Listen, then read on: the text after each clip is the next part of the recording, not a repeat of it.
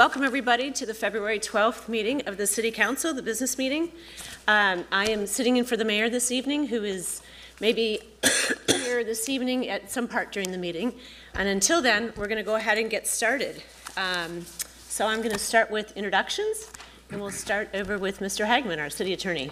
Good evening. Bob Hageman, city attorney. Marcus Jones, city manager. Larkin Eggleston, District 1. Ed Driggs, District 7. Braxton Winston at large. Julie Eiselt, Mayor Pro Tem.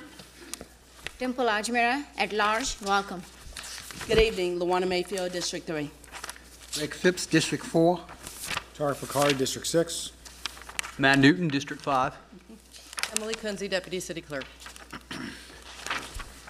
Okay, and we're going to go ahead, and I believe Councilmember Eggleston has our invocation this evening. So before we do that, I just want to say that we begin our meeting with an invocation followed by the Pledge of Allegiance. The invocation is a personal expression by the member intended to solemnize our proceedings and is not an endorsement of any particular religious belief. Rather, we note and celebrate the diversity of our community, including our religious diversity and including those who don't have a religious faith. You are welcome to stand, but you are certainly not required to. I would, however, ask that everyone stands for the pledge. Thank you. So I wanted to read a couple passages from something that resonated with me this weekend when I had the chance to read it. This is from John F. Kennedy's inaugural address in January 1961, and I thought it applied as much today as ever. Let us begin anew, remembering on both sides that civility is not a sign of weakness, and sincerity is always subject to proof. Let us never negotiate out of fear, but let us never fear to negotiate. Let both sides explore what problems unite us instead of belaboring those problems which divide us. In the long history of the world, only a few generations have been granted the role of defending freedom in its hour of maximum danger. I do not shirk from this responsibility. I welcome it. I do not believe that any of us would exchange places with any other people or any other generation. The energy, the faith, the devotion which we bring to this endeavor will light our country and all who serve it. And the glow from that fire can truly light the world. Okay. Thank you, Mr. Eggleston. If we could all stand for the pledge. I pledge allegiance To the flag of the United States of America and to the republic for which it stands, one nation, under God, indivisible, with liberty and justice for all.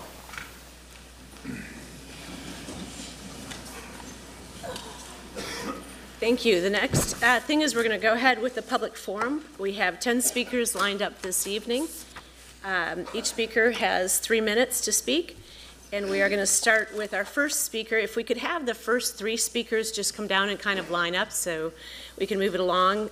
So the first 3 are Johnny Mae Bostic, Sharon Black, and Mindy Yarbury. And we will start with Johnny Mae Bostic, who is speaking on HOA in North Carolina in Mecklenburg County.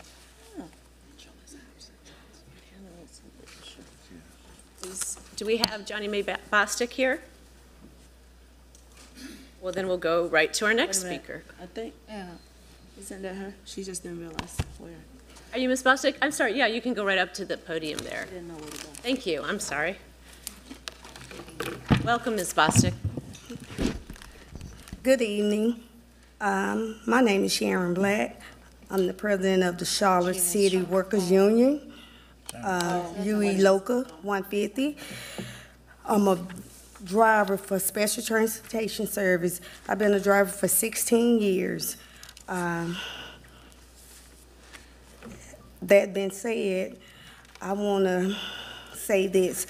This year marks the 50th anniversary of Dr. King. He stood with the city workers in Memphis, Tennessee. He paid the ultimate price. Our statewide UE 150 union has launched a city worker organization effort across the state pushing for a city workers' Bill of Rights. Our workers are organizing city workers to continue Dr. King's legacy and the poor people campaign. The city workers in Charlotte, like all public workers in North Carolina, are still denied the base fundamentals of human rights to collective bargaining. Our union won a ruling for the United Nations International Labor Organization that the law is a violation of our human rights. We hope you will work with us in efforts to pass the City Workers Bill of Rights, to grant us basic rights, to treat us with respect and dignity, and consider our budget proposal. One of our major issues that sparks the Memphis sanitation strike 50 years ago was the death of 2 sanitation workers. This past summer, city worker in solid waste department was killed for heat-related illness after working overtime in the summer heat. A worker from the water department, a worker in the water department had to be hospitalized because he passed out on the job. So for the past 7 months, we have been raising questions about why the city of Charlotte has no written policy to keep our workers safe in the summer. We appreciate the city human resource and members of the city management office meeting with us to work out all these differences. However, however, we want to make sure there is new policy for the summer heat. Thank you, Ms. Black. Okay. We appreciate your time. Okay, thank you. I'm sorry for the confusion. That was Ms. Sharon Black speaking on behalf of the Charlotte City Workers Union, UE Local 150 Workers Concerns. Thank you very much. Mayor Pro Tem. Yes, Ms. Mayfield. Thank you.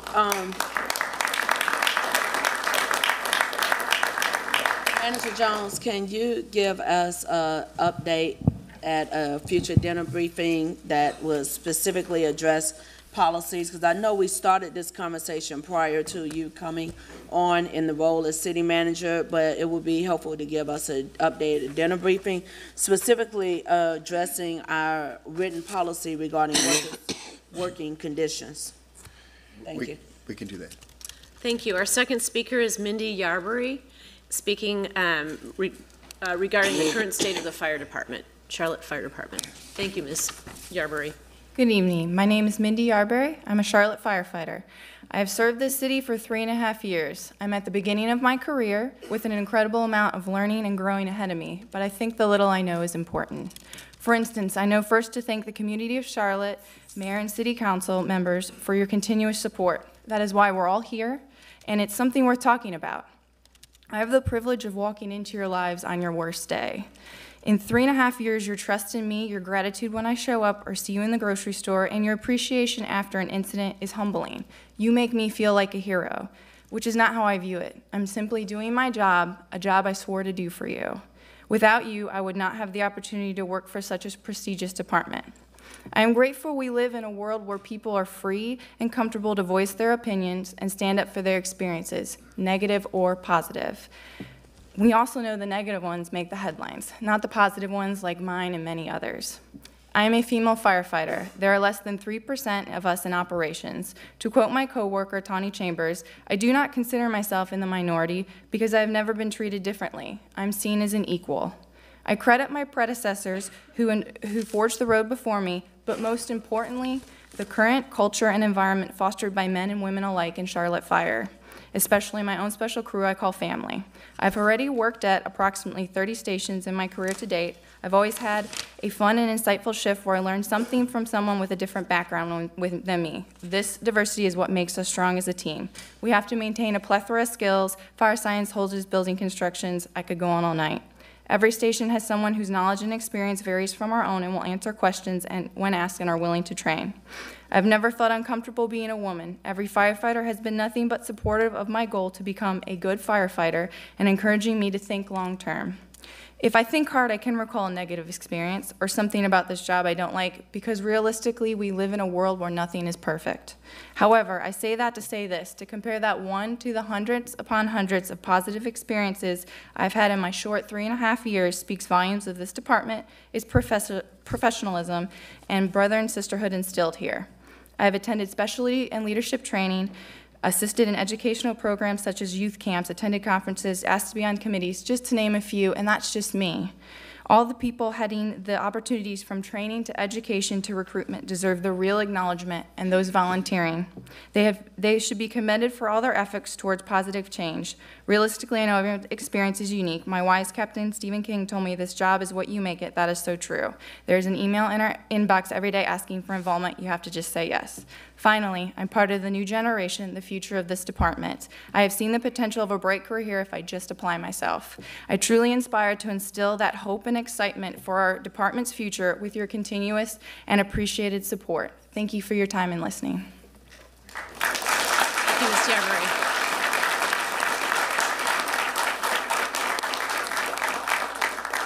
Our next speaker is Mario Arango, and we could have, after Mr. Arango, Omar Corbello, Betsy Barnard, and Trina Davies come and line up to speak next. Thank you, Mr. Arango, who's also speaking on the current state of the fire department. Good evening, Mayor Pro Tem, council members, City Manager Jones. My name is Mario Arango. I've been with the City of Charlotte Fire Department since 2009. I'd like to take this opportunity to express myself on the experience I've had in working in the City of Charlotte Fire Department. When you first get hired at the City of Charlotte, you have 6 months and get trained, and you have that opportunity to get trained by some of the best instructors in the country. After 6 months of training, you get issued gear that some of the best gear that the city could buy.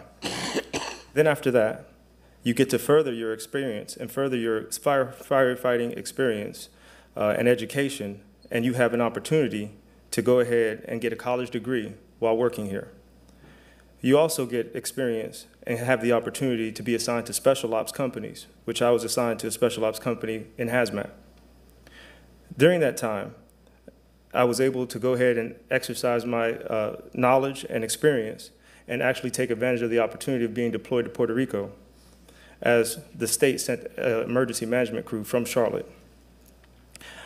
I bring up these opportunities and I outline these opportunities to say that today we have these opportunities to stand here in front of you and say that these are some of the great times that Charlotte Fire Department has. Although we're going through change at this time, we'd like to look at this as another opportunity for us to work on things and to get better and to keep working as one of the best departments in the country. It also makes me say that today's opportunity, the fire department coming with change and possibly a new fire chief, the differences and the challenges that do exist, we get a chance and we get an opportunity to work on those. These opportunities are currently that we have today and benefit and much more that don't have the time to name. We hope that we can keep these opportunities. Let's take advantage of this time again and keep working strong together as a fire department and resolving these issues through unity and diverse conversations to find out how to take advantage of the opportunity of the upcoming change. Again, my name is Mario Arango. I was born in Miami, Florida, son of Cuban immigrants, and a proud Charlotte firefighter. Thank you.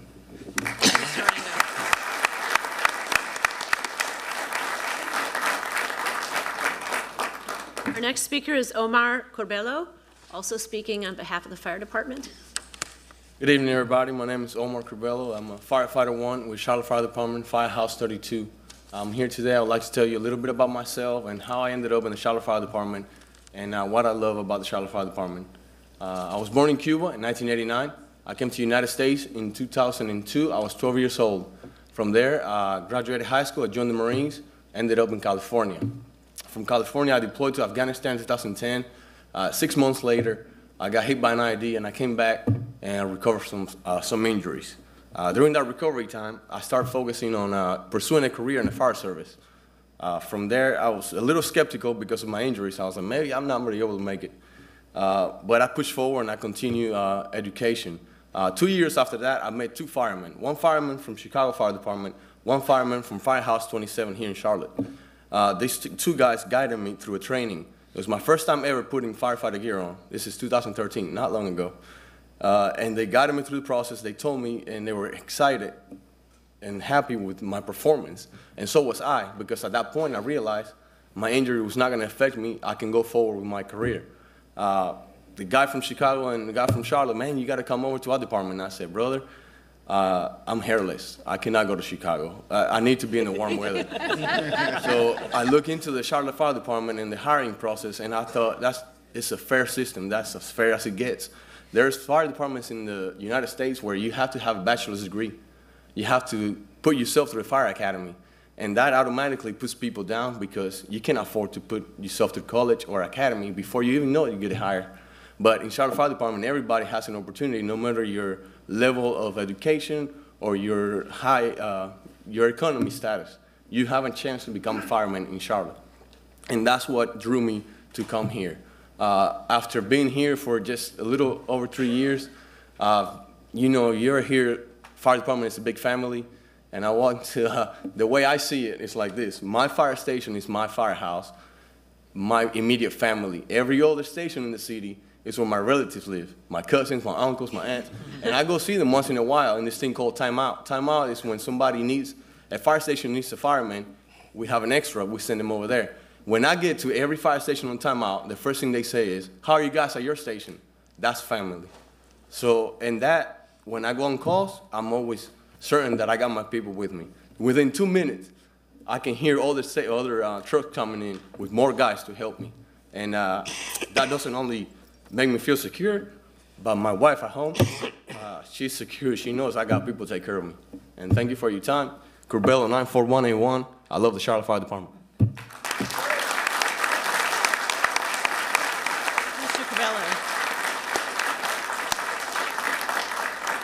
Our next speaker is Betsy Barnard, also speaking about her fire department experience. I'm a 25-year veteran of the Charlotte Fire Department. I went to school in the 1st grade in Rock Hill, South Carolina. Every morning, I would stand outside and wait for this little girl's dad to bring her to school. He drove her to school in a fire truck. It was open cab style with bench seating. Every day I waited for that fire truck to pull up. I knew then, as a 1st grader, that when I grew up, I was going to be a fireman. I applied to the Charlotte Fire Department when I turned 18. I was hired when I was 21. In my 25 years of service, I have been proud to say that I work for the Charlotte Fire Department. I work alongside some of the greatest men and women you can ever imagine. Over the past several years, there has been a small group of anonymous letter writers, letters sent to council members, city managers, and mayors. This small group does not represent the members of this department. To those of you that have never been to a fire station, I would like to invite y'all to do so. Come have a meal with us. Let us get to know y'all. Y'all get to know us. Thank you. Bernard.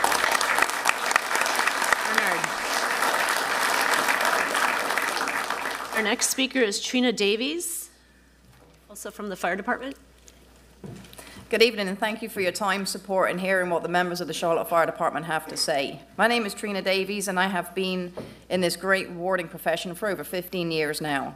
I'm originally, if you haven't guessed, from Great Britain, where I grew up with a lifelong dream of becoming a firefighter one day. After spending 4 years in the Cadet Royal Air Force, I moved over to America 21 years ago now, on my own, where I finally fulfilled my lifelong dream and became a firefighter with the Rochester, New York Fire Department. I served 4 years with them before being hired in this highly respected, highly sought after, competitive Charlotte Fire Department. So far, my 11 years with this great department has been nothing but rewarding and positive. Our equipment is top of the line, our training is quality driven and consistent. We are equipped with 2 sets of turnout gear, leather helmets, and the firehouses we live in are supplied with everything we could ever need, including gyms. There are not a lot of fire departments out there that can say this. Believe me, I've seen and experienced it. I am a relief captain with the Charlotte Fire Department, which allows me to travel station to station, battalion to battalion, filling in where a captain is needed, kind of like a substitute teacher. I've been exposed and worked beside many great crews throughout the city. Not once have I experienced negative, segregated, unsatisfied, or disrespectful crews. I'm treated with respect and accepted by every member. For the past year and a half of relieving, it has been nothing but positive. We work together, train together, eat together, and pray together, making sure each one of us go home to our families the next day. No matter where I go in the city, I have total confidence that that crew is a team and is there to serve the community in the professional manner that we've all been trained. Yes, being one female out of 28 on this department of over 1,100 firefighters, the odds are that I will be the only female on that truck and in that station, which it's been like through all my experiences from Rochester, New York to the Royal Air Force in England. This changes absolutely nothing for me. We all earn the right to wear this patch. We all have to meet the same standards, and we all took the same oath to serve and protect the citizens of Charlotte. Being labeled as a minority changes none of this. Finally, the Charlotte Fire Department has made me who I am today. I love to come to work and work beside the best of the best, serving this community. It's so easy to get caught up in all the negativity and slander, but it's all the positives that go unnoticed. It's clear to see that each one of us are proud to wear the CFD patch, unite, and come together at times like this. Our firefighters are the best of the best, our leaders are phenomenal, and have all rightfully earned their title and position. It's no wonder why every year we have over 1,500 applicants coming from all over the U.S. to become a Charlotte, North Carolina firefighter. And once they are on the department, they stay on this great department. I am one example of many. City Council, I thank you for your continued support. My name is Captain Trina Davies, and I love the Charlotte Fire Department. Thank you. Thank you, Captain Davies.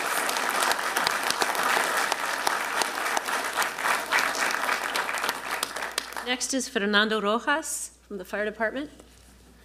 I want to thank each member of council for allowing me to speak this evening. I come here not only as a firefighter, but as a resident of Charlotte. I'm also a Marine veteran, husband, father of 4 great children. So I'm vested in the city, not just because of my job, but also because I'm raising my family here. In the Marines, I was taught to be at your best at all times and to face challenges head on.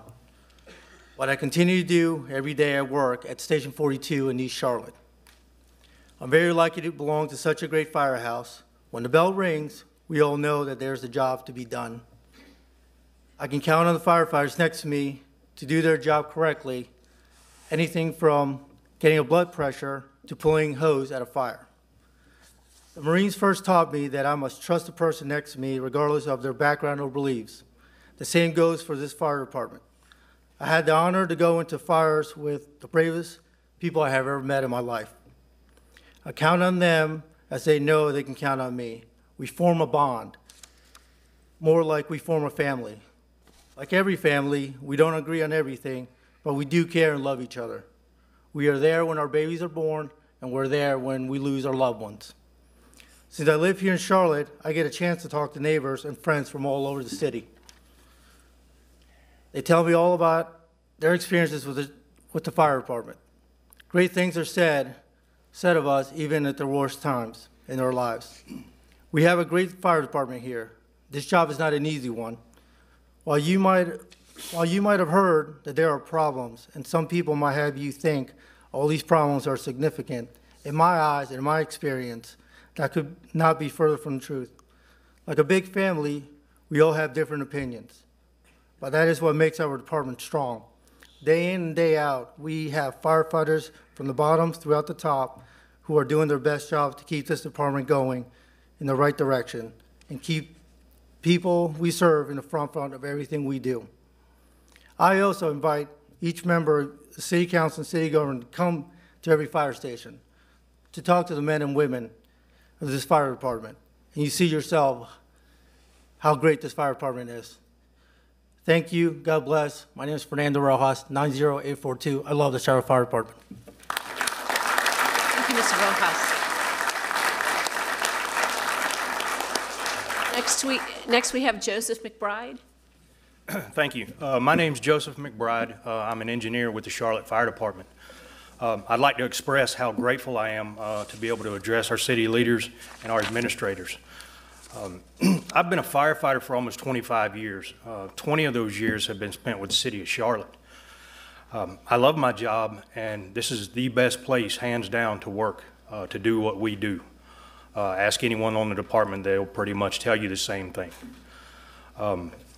In the last 3 or 4 years, I have noticed and a lot of other people in the department have noticed that there's been an escalation of complaints, grievances, threats, rumors of lawsuits, and news stories that doesn't quite cast a pretty light on the fire department for us.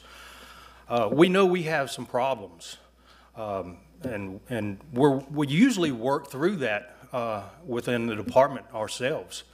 But in the last 3 or 4 years, I've seen more negative comments and complaints than I have in my 20-year tenure with the fire department. It's not for this issue that I'm here tonight. What I would like to address tonight is something exactly the opposite. I would like to tell you a little bit about us and who we are, why we do what we do, and why we love it so much. There's a growing frustration within the department, and it's spreading department-wide. And the reason for that is because as firefighters, we sacrifice. We sacrifice more than we realize. Our families sacrifice for us. We miss a lot of things to do what we do at the fire station. We miss birthdays. We miss holidays, Christmas morning, Thanksgiving Day. We miss a lot of firsts. Our children's first date. I miss my daughter's prom night. I was working at the fire department. We miss a lot. Our families try to understand why we do what we do. They give it their best, but unless they have been a firefighter, they just don't understand. We love what we do. This is a calling. This is not just a job for us. So with all the sacrifice that we do, you can see how we take a lot of pride in our fire department. I understand that as city leaders and administrators, it's not uncommon for you to receive a lot of complaints or letters, emails, lawsuits, what have you, from within the different departments, both inside and outside from the departments. So to speak, it's the price of doing business. You're going to get a lot of complaints. You're going to get people that don't agree. The same way in the fire department. We're a very diverse group of people, but not in the traditional sense. What I mean by that is we're all different. We have different opinions. We have different backgrounds. So we're not all going to get along. But as we say in the fire station, when the bell hits and we go to work, you'd be amazed to see at what a diverse as group of people as this is can do when they come together, when they put those differences aside. Thank you, and we do it without thinking. Thank you, Mr. McBride. Thank you. Appreciate you coming down.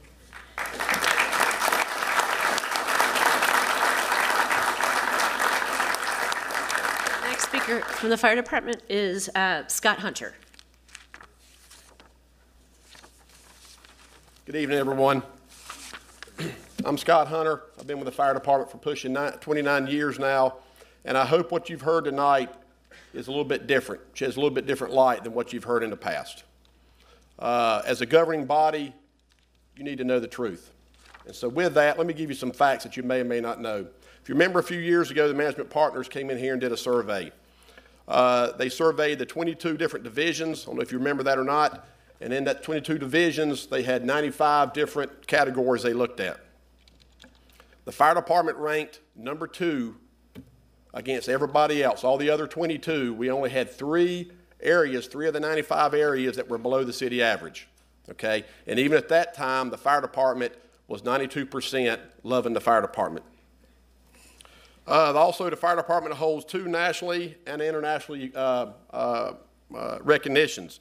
These recognitions are there's only 2 in the United States with departments greater than 750,000 members, and that's Houston, Texas, and Charlotte.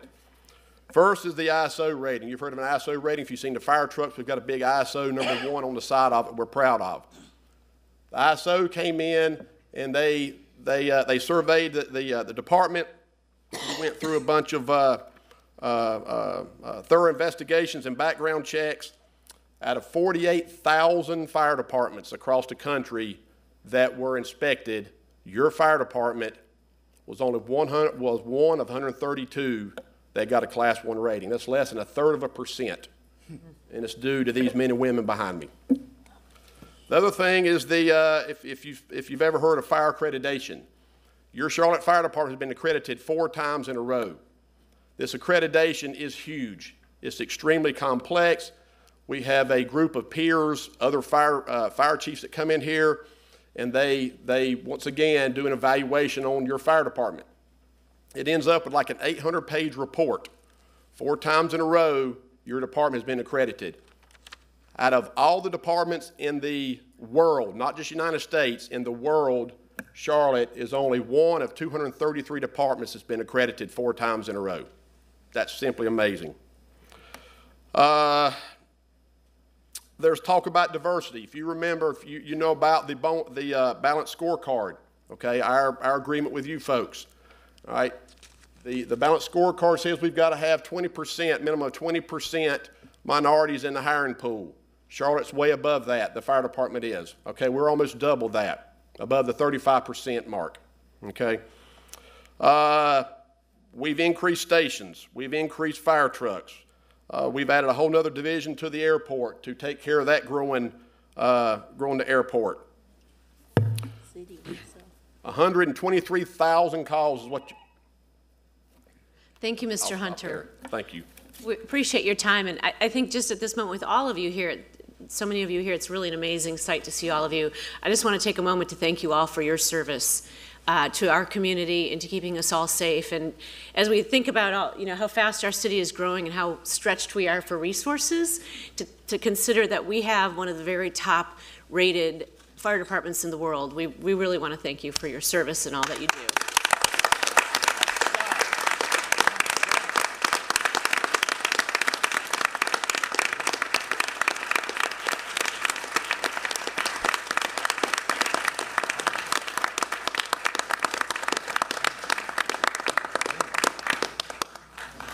We have one more speaker this evening from our wait list, and so I'd like to ask Mr. John Clifton to come down to the podium while everybody's taking a moment to leave or come back in. And Mr. Clifton is going to speak about the use of Eastland. Is Mr. Clifton here? Maybe he just can't get down the stairs yet.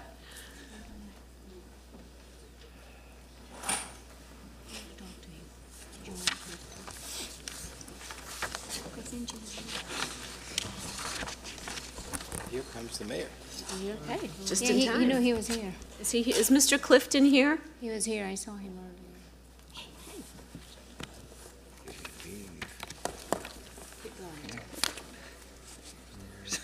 Well, I'll give Mr. Clifton one more chance to wave his hand or let us know he's here. If not, we're going to wrap up our public forum and move on to the business of the evening. Okay, well with that, and our mayor has just stepped in. I'll give her a second to collect herself if she'd like. Keep going. And we're going to go on to the next item of business, which is our consent agenda items. These are items that may be considered in one motion, except for those items that have been removed by a council member. And we're going to ask our deputy city clerk to just mention which items those are that have been removed for consideration at another date. Yes, ma'am. Items 19, 39, and 42 have been pulled off the agenda. Okay, thank you.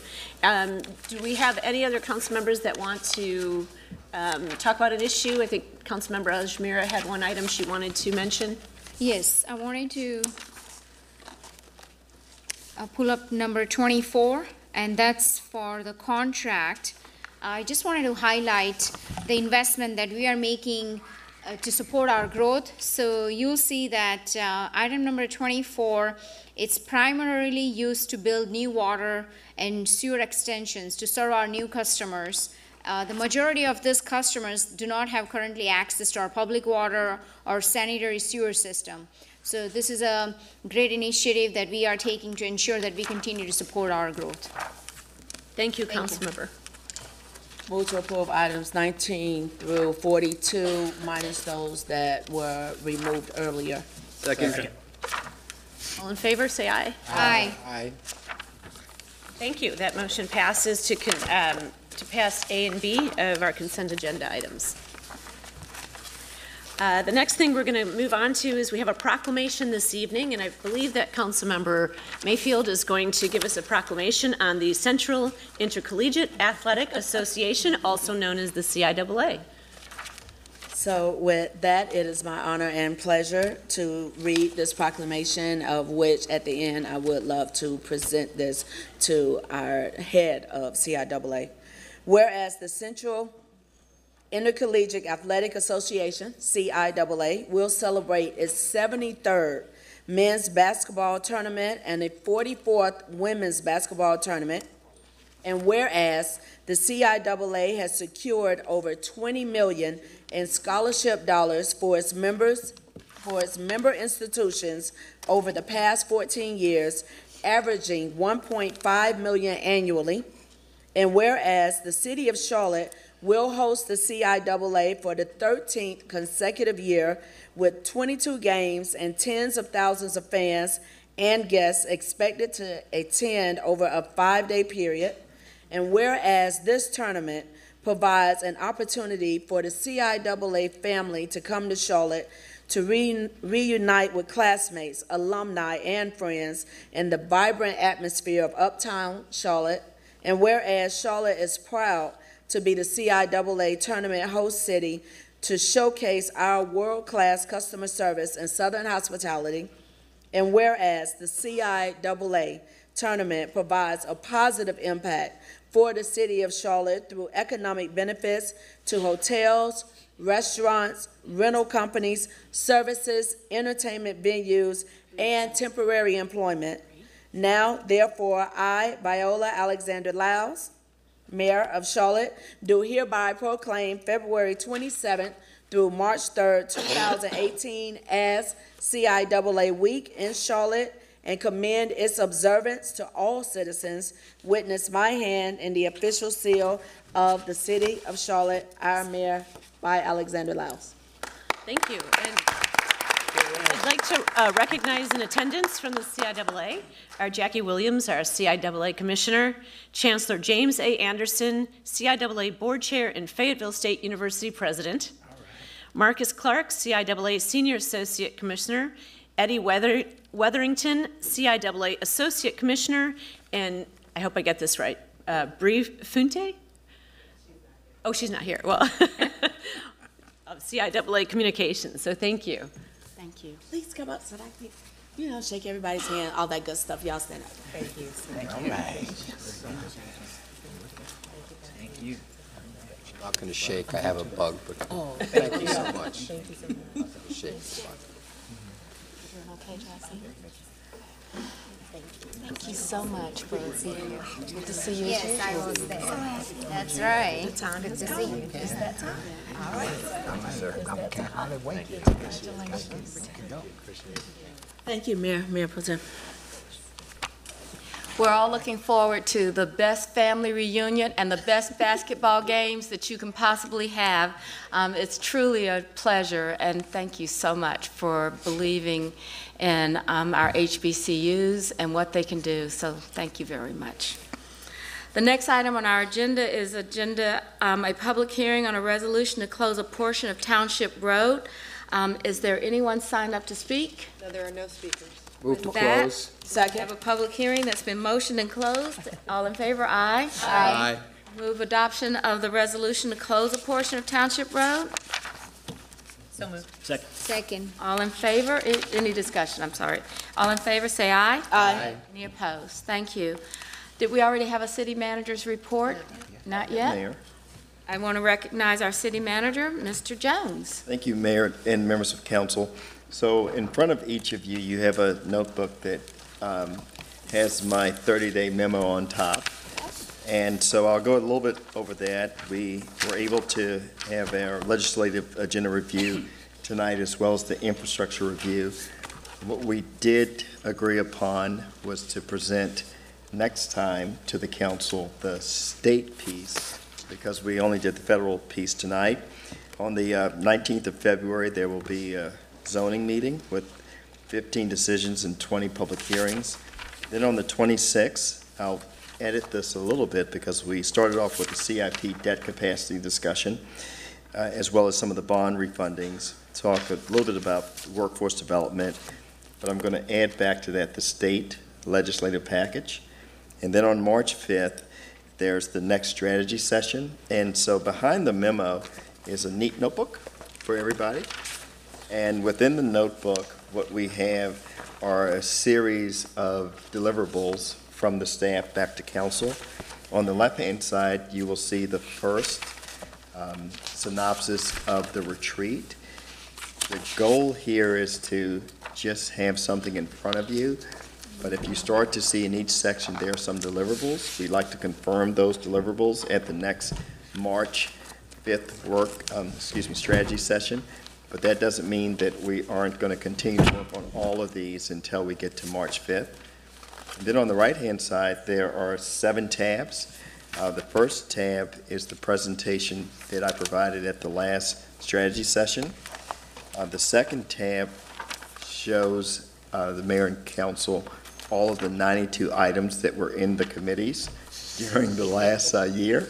You guys didn't think we could pull it off. So there's a write-up on each one of those.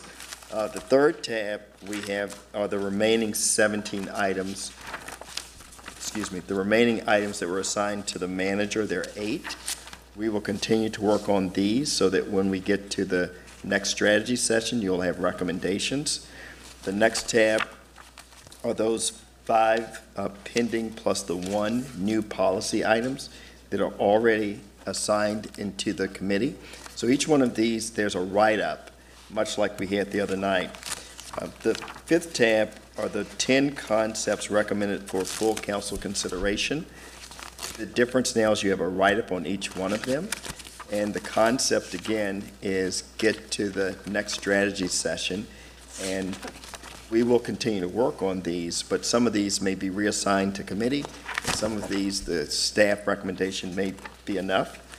And then the 27 items that we picked up last Monday, we were able to do 2 things on each one of the items, and I believe we were able to touch base with each individual who we're calling the requester right now. So we wanted to make sure that we could appreciate what the statement of the issue is, as well as some deliverables. So again, we will continue to work on all of these prior to March 5th. You won't just have this sheet of paper in front of you, but we wanted to make sure that we put all the issues that were on the table back into some type of format so that when the strategy session comes up on March 5th, we'd be in good shape. So that's, well, I have one more thing, Mayor.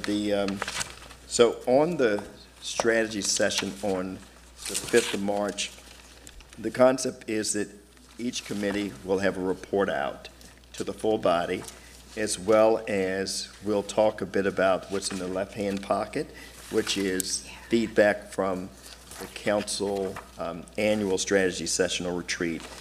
And then there's an opportunity also on March 5th to work out anything that's related to the state legislative package. So that's what we have for you tonight.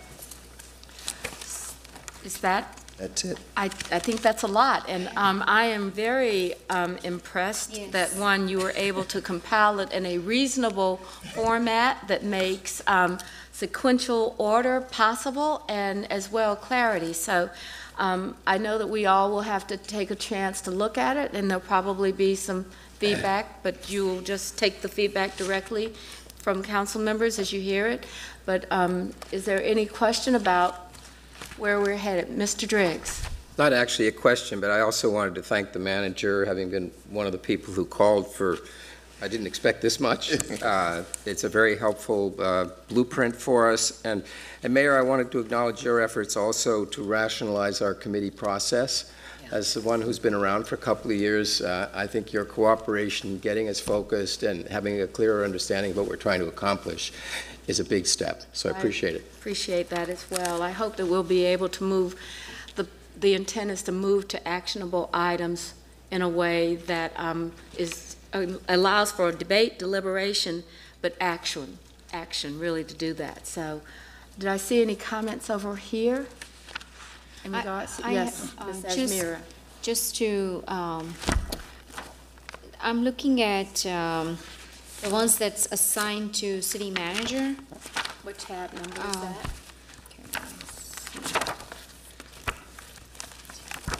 3. Yes, that's 3. I know that Mr. Driggs had asked for the stormwater policy to be assigned back to the committee, but I know this is assigned to city manager, so I just wanted to understand, is that because you want to come up with some recommendation before a committee reviews it, for us to review the policy? Sure. So, Mayor and members of council, my understanding was that that was Mr. Driggs' request, but when we came back on March 5th, we would give you all the information we have, and if the body said to take it back to the committee, it would go back to the committee. And if the body said right now to put it back in committee, we'd put it back in committee. Okay, I guess as we are moving forward, I just want us to be mindful of our budgeting timeline, because we do have a very tight budget time frame with multiple sessions already been scheduled. So as long as we are able to address that and come up with some solution for stormwater, I'm good with it. I would like to also say that I think a number of these are going to have budget implications, and that they may not all be achievable within the upcoming fiscal year. And I think the presentation by the manager overall will help us determine how much we can accomplish in the next fiscal year for 19,